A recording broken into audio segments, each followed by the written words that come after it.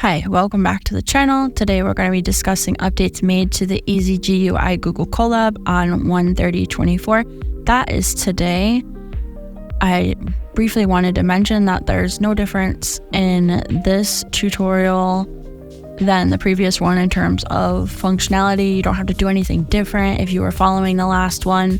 The only main difference to this Google Colab is that they've made more opportunities for you to download, upload, and move objects. But because we were using Connect to Drive and using our Google Drive and pointing to paths from using copy path function and pasting the paths directly into the Google Colab, that doesn't really affect us at all. So you can go ahead and feel free to follow along with that previous tutorial. It's surprisingly not outdated.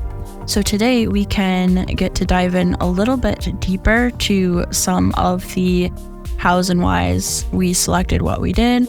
I wanted to try to keep last video short, break it up into parts, and today I'll explain a little bit more why in case you wanted a more in-depth tutorial. I wanted to start with the training size of my training data. I used a very unconventional 45-second clip of my friend.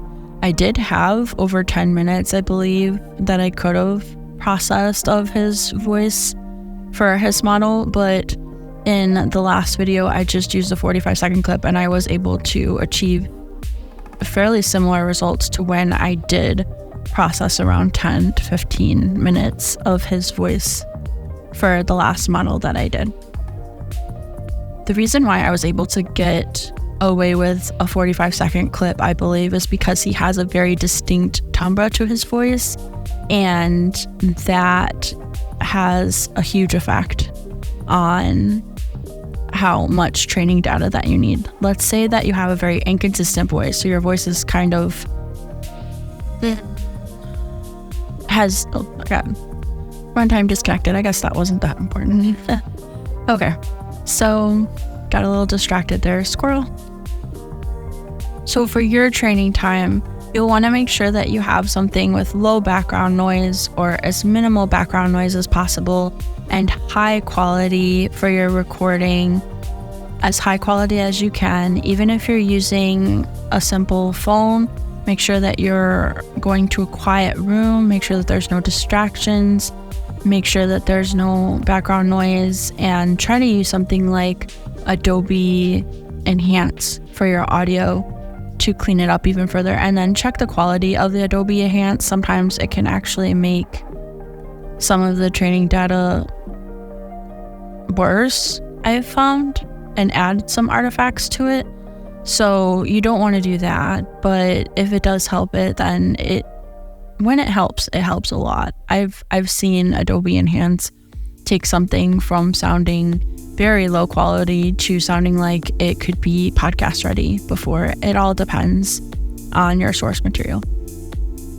So one thing we didn't get to go into too far was batch size yesterday. I had to look it up because I was unfamiliar with it myself. I'd looked it up before, but kind of forgotten, and it's because I don't usually run into this that often. You probably won't either. Batch size is if you're working with, let's say, 200 different voice files of the same person, and you want to make sure that each one of those files goes through the training epics.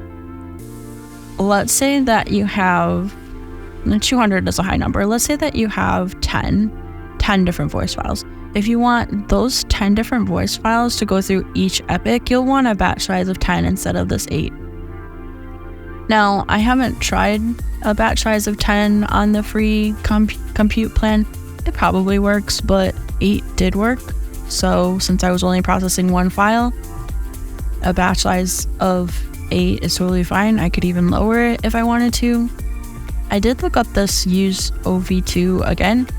Still did not see what that was about. So in fact, Google couldn't find any results on it. So if you know, I'll go ahead and update everybody here. For index rate, this has to do with timbre leakage. And if you have it set to a value of 1, that's going to be truest to your voice model. I like to leave it around the 0.66 that it defaults to, because it creates this nice, beautiful blend between the two, your inference file and also your trained model. Volume normalization and consonant protection, I leave at the default. The consonant protection helps prevent artifacts from showing up, and leaving it at this value helps to have it. Leaving it at the lowest value helps to protect it the most. So it's set to 0, so I leave it there. We didn't get to go into this F0 method. This is our pitch extraction methods, and let's go over that. PM is a little bit faster, but it produces lower quality. Harvest is slower, but it can produce better quality in terms of tone. And now, before I get into RMVPE, I want to mention one that's not here on this list. That's Crepe. Crepe can have better pitch extraction when it comes to pronouncing the words. So this RMVPE is a combination of Harvest and Crepe, so it's kind of like a best of both worlds, and it holds truest to the training model. So that's why I left it at this default of RMVPE. I think that's about everything. If there's anything I didn't go over that you want me to go over, go ahead and let me know in the comments. Otherwise, if you like the video, please leave me a like. And if you like the content on the channel, please subscribe to see more. Thank you so much. Have a great day.